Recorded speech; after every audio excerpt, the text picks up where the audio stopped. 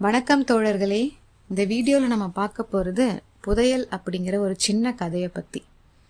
அழகாபுரி என்ற பசுமை நிரம்பிய கிராமத்தில் நிலசம்பத்தால் புகழ்பெற்ற ஆண்டியப்பன் என்பவர் வாழ்ந்தார். அவரது பண்ணையில் பலர் உழைப்பாளர்களாக கரைவேலி முதல் கிணறு வரை உழைத்து கொண்டிருந்தனர். ஒரு நாள் புஞ்சை நிலத்தில் ஒரு புதிய கிணறு தோண்டும் பணி தொடங்கப்பட்டது. நல்லான் அம்மாசி இருவரும் உடலுக்கு தாங்கிய அளவுக்கு மண்ணை வெட்டி கீழே இறங்கி உழைத்தனர். மேலே நின்ற மூக்கன் மற்றும் வெள்ளைச்சாமி இருவரும் தோண்டிய மண்ணை வெளியே இழுப்பதை தங்கள் பணியாக எடுத்திருந்தனர். 10 அடி ஆழம் வரை தோண்டிய அந்த நேரத்தில் மண்வெட்டும் பொழுது சற்று வித்தியாசமான ஒரு சப்தம் எழுந்தது.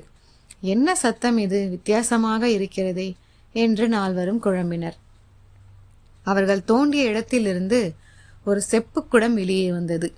அது காலத்தால் மூடியிருந்தாலும் அதில் இருந்த விலை மதிப்பை உணர முடிந்தது. அவர்கள் ஆண்டியப்பனிடம் தகவல் தெரிவித்தனர். அந்த செப்புக்குடத்தை ஆண்டியப்பன் நன்கு பார்த்தபோது அது சின்ன வயதில் தனது வீட்டில் காணாமல் போன ஒரு பழைய குடம் என்பதை கண்டுபிடித்தார். அவ்வளவு காலம் தேடியும் காணாதது இன்று கிணற்றுக்குள் கிடைத்ததென அவர் உள்மனதில் பரவசமடைந்தார். பின்னர் அந்த குடத்தை மூட்டையாக கட்டி மூக்கனிடம் கொடுத்து அதை வீட்டில் வைக்க சொன்னார். வழியில் யாராவது கேட்டால் செப்புக்குடம் என்று சொல்லாமல் புண்ணாக்கு மூட்டை என்று சொல்ல சொன்னார்.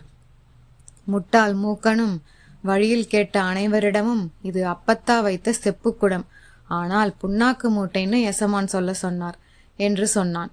பின்னர் அந்த குடம் புனிதமாய் காவல் போன்று பூஜை அறையில் வைக்கப்பட்டது. ஆனால் உண்மையான அதிசயம் அதன் பின்தான் நிகழ்ந்தது. குடும்பத்தினர் அனைவரும் ஒன்று கூடிய நிலையில் குடத்தின் மூடியை திறந்தவுடன் அனைவருக்கும் பேரதிர்ச்சி. ஆண்டியப்பனின் குடும்பத்தை மட்டுமல்ல, ஒரு சமுதாயத்தின் வரலாற்றையே புதைத்து வைத்திருந்த மாபெரும் நாணயங்கள் அங்கிருந்தன. வெள்ளி, தங்கம் என மின்னும் நாணயங்கள், அதன் மேல் பொறிக்கப்பட்டிருந்த வட்டெழுத்துக்கள், சிலவற்றில் புலி, சிலவற்றில் வில், அம்பு, அனைத்தும் சோழர் காலத்தை சுட்டிக்காட்டும் வகையில் அமைந்திருந்தன.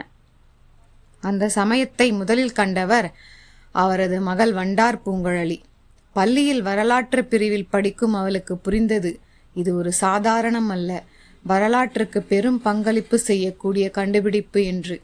அவள் சில நாணயங்களை வரலாற்று ஆசிரியரிடம் கொண்டு சென்றபோது அந்த நாணயங்களின் மதிப்பும் கால பின்னணியும் தெளிவாகியது. தொல்பொருள் ஆய்வுத்துறை அது சோழர் காலத்தை சேர்ந்த நாணயங்கள் என உறுதி செய்தது. இந்நிலையில் கிராமத்தில் கிசுகிசுக்கள் எழுந்தன. புதையல் எதற்காக மறைக்கப்படுகிறது, அரசுக்கு தெரியாமலா என்று பல கேள்விகள் எழுந்தன. உளவுத்துறையினர் விசாரிக்க காவல்துறையினர் சோதனை நடத்தினர். முதலில் இல்லாததாக எண்ணினாலும் மண்மூடியோடு புதைக்கப்பட்டிருந்த அந்த செப்புக்குடம் இறுதியில் மீட்கப்பட்டது. ஆண்டியப்பனின் மீது சட்ட நடவடிக்கை எடுக்கப்பட்டது. புதையலை மறைத்து வைத்தது சட்டவிரோதம் என்பதை காவல்துறை உறுதியாக அறிவித்தது. ஒரு புதையல் என்பது வெறும் செப்பு, தங்கம், வெள்ளி என மதிப்பீடு செய்யப்பட வேண்டிய பொருள் அல்ல. அது ஒரு நாடு பேசும் வரலாற்று மொழி. ஒவ்வொரு நாணயமும் காலத்தின் சுவாசம். புதையலை மறைப்பது என்பது அந்த வரலாற்றை அழிப்பது, அதை வெளியே கொண்டு வருவதென்பது அந்த நாடு பேசும் வரலாற்றை மீட்டெடுப்பது. இந்த வீடியோ உங்களுக்கு பிடிச்சிருந்தா லைக் பண்ணுங்க, கமெண்ட் பண்ணுங்க, ஷேர் பண்ணுங்க.